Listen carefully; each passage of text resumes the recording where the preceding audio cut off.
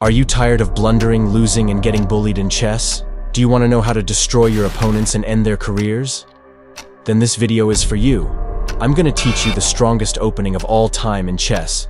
Doesn't matter what your elo is. This is unstoppable, and most importantly, you get to play this opening 90% of the time. Because this starts with e4, e5, knight c3, knight f6, and then you play the last move of the game f4 and black resigns. This is a combination of few openings but mainly focused on the Vienna Gambit. And this is the most feared opening on planet Earth. Even though you are gambling a pawn they can't really take, because then you attack the knight. And knight has no moves, so black must move the knight. But if they play queen e7, pinning your pawn to the king, they are fucking stupid because it's even better for you. You play queen to e2, which is a useful move in this opening, and again, knight has to move back. Then you must remember after that knight moves, queen h4 check becomes possible. So you need to stop that by playing knight f3. Do not forget that. Whenever their knight moves, your knight comes. Now black needs to get rid of this pawn because their knight is stuck. So they play d6 attacking the pawn. Then you play knight d5 attacking the queen and black will quit chess. Because a pawn and the knight controlling this diagonal. If queen goes here, you play knight c7, forking the queen. So queen must go to d7 or d8. Then you take the pawn with a discover check. If they go here, you take the pawn, and black's only move is to sacrifice the queen. This is called harassment. Black's best move here is to file a case against you.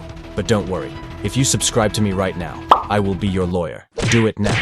But if they block in this position, you can win the rook or two pieces. So they can't play queen e7 to pin the pawn. They must move the knight immediately. Then you play knight f3 to stop queen h4 check. Then black will play knight c6 or d6 and you play d4. If they take the pawn, don't take back, instead you play queen e2 pinning the pawn. Your next move should be bishop takes pawn, and then you castle queenside. And just look at your massive development, by the way. If black takes this pawn, which is a horrible move, you take back and play bishop e5 attacking the queen. And after queen moves, you play bishop g7, discover check on the king, and you win the rook. Those dumbass idiots will cry while you enjoy their pain. This is much better than what you see in other bullshits. So that's what happens if they accept the gambit. Now let's see what happens when they decline the gambit. By the way, I will put timestamps in description. If they play knight c6 to guard the pawn, you can take the pawn, and after knight takes, you play d4. After the knight moves, you should play e5. And now they can play queen e7, because if you play queen e2, the knight comes in. But if the knight was here, then you can, so you should block with the bishop instead. But this is the most played move, and then you play knight f3. Then you can play same moves like before. Or you can pin the knight. If they attack, take the knight and damage the pawn structure immediately. And if they don't play queen e2 after knight goes here now, you play bishop c4. And your next move is to castle short because you are going to attack this. And if they take this pawn attack the knight now, you play knight g5, sacrificing the knight. If they take the knight, you play bishop f7, check queen e2, check rook d1 check, and you get a free queen. They can do nothing but to watch you destroying their entire house. So knight c6 isn't a good move, and the other move you are gonna get is d6.